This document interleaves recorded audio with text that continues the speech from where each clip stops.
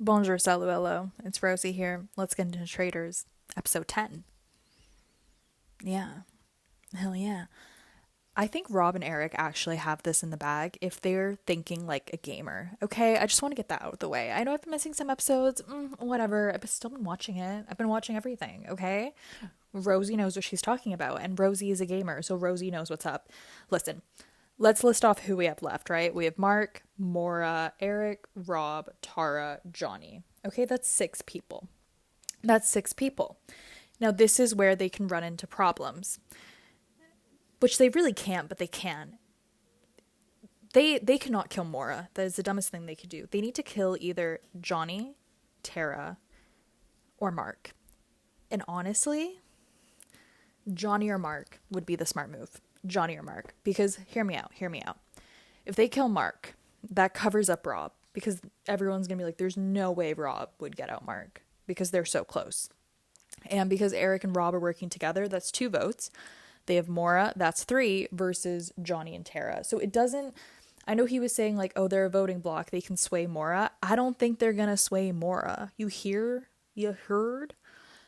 And like, first of all, Johnny Weir clocking, he's like, it's Eric and Rob. But I fear what we're about to watch happen is the same thing that happened on Celebrity Traitors with Alan Carr, right? With Rugby Joe, who was like, it's Alan, and no one would listen to him. He's like, it's Alan and Kat. It's Alan and Kat. And then at the last second, Nick Muhammad like snakes him. I fear this is what's going to happen. And this is why when you play the long game and you play it so well as Rob has, really all you need when you get like the whole game, most of it is just public opinion and voting blocks. You need a good voting block. And that is where Tara and Johnny have always fumbled. They have always fumbled their vote. They just cannot get a voting block together. At one point, Johnny Weir tried to have a 6-person voting block. It crumbled. Everyone voted for different people. You need to have a solid voting block. I cannot repeat this enough. So if they, once again, Mark, Johnny, Tara.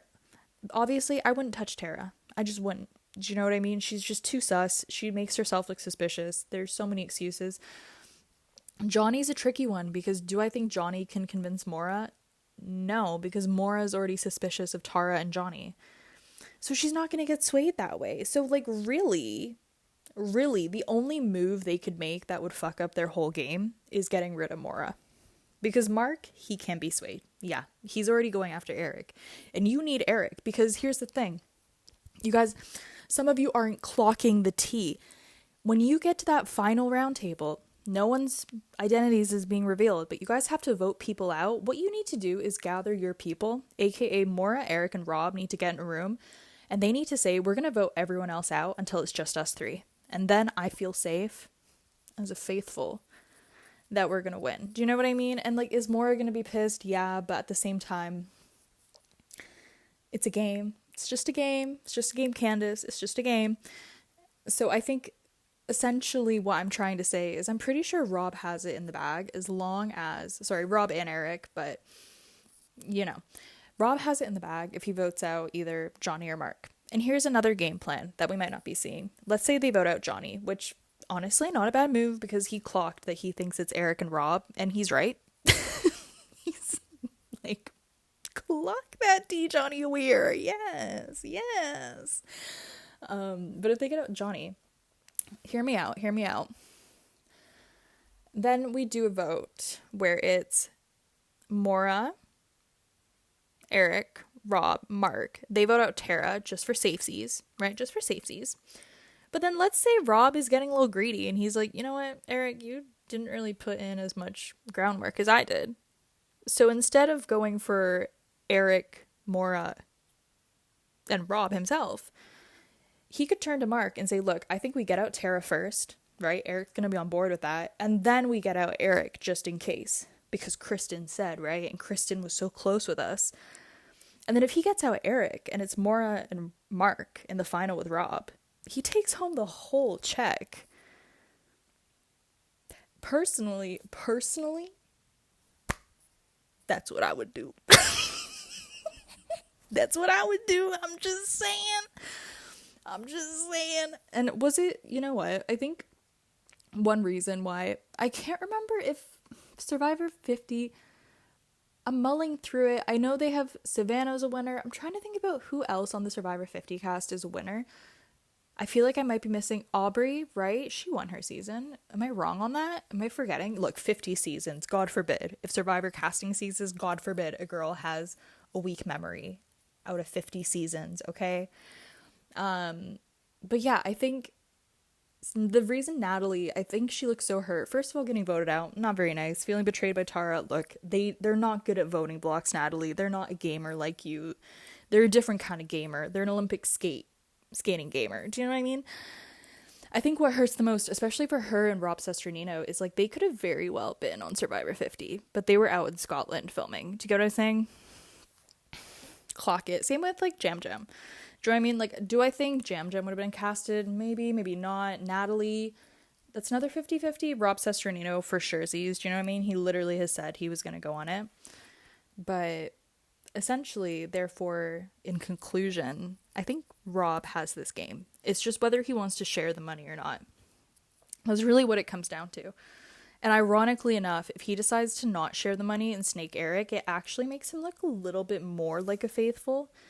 Do you get what I mean? Because he's willing to explore Eric. Like, you have to be willing to play with the idea that it could be someone you haven't suspected. And it would make Rob look really trustworthy to Mark. Do you get what I mean? And Mark would be like, you know what? Hell yeah. Hell yeah, Rob. Thank you. You get what I mean? So, I'm excited. This has actually been a really good season.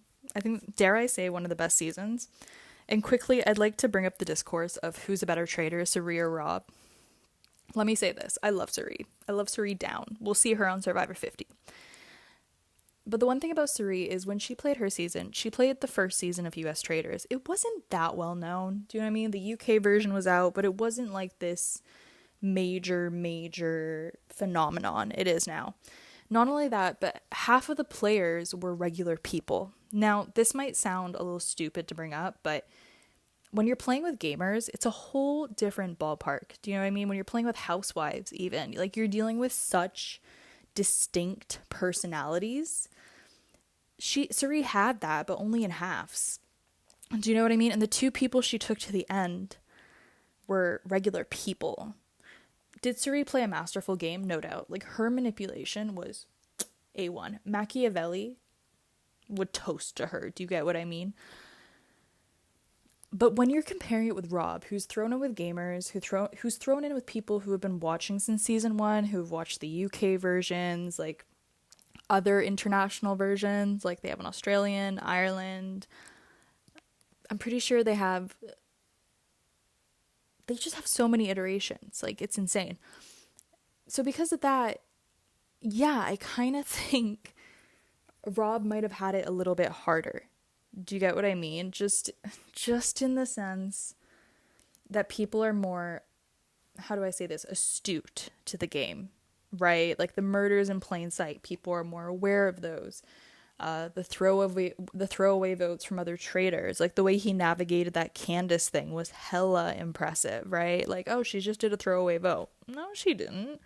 We know that. They don't know that. But because it's also happened before, right? You have Dan threw out Phaedra. That ended up getting Phaedra out. Last season, you have fucking like Carolyn and Danielle going back and forth. Bob the drag queen and Rob. And then, I mean, you know, even Parvati, who threw out Parvati's name? Was it Phaedra? I can't remember. I need to look. I'm tired.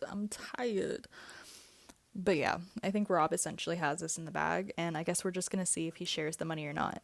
That's really the question now. Does he share the cash, or does he take it and run? No offense, Eric Nam, and your magical ears, but I hope he takes it and runs.